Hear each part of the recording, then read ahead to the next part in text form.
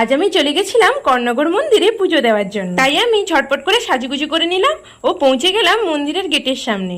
আর এই গেট থেকে অনেকটাই যেতে হয়, তো ফাইনালি পৌঁছে গেছিলাম মন্দিরে। তো সেখানে অনেক দোকান ছিল এই পুজোর ডালি সংগ্রহ করার জন্য।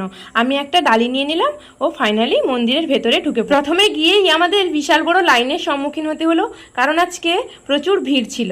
তো ফাইনালি আমরা ভেতরে ঢুকে পুজো দিয়ে দিলাম। পুজো দেওয়া শেষ হতেই চলে গেলাম সাইট সিন করতে, মানে সাইটে যে মন্দিরগুলো ছিল সেগুলো দর্শন করতে। তো সেখানে গিয়ে কিছু ফটো ভিডিও এগুলো তুলে নিলাম। নেক্সট আমরা এগিয়ে গেছিলাম মায়ের ভোগ গ্রহণ করতে।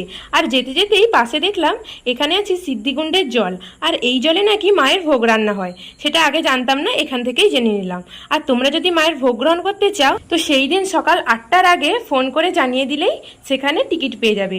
আর পার টিকিট 60 টাকা করে নিয়েছিল। আর আমরা তারপরে খেতে বসে পড়েছিলাম, আর খাওয়ার খুব সুন্দর লেগেছিল। তারপরে চলে এসেছিলাম বাড়ি। So by.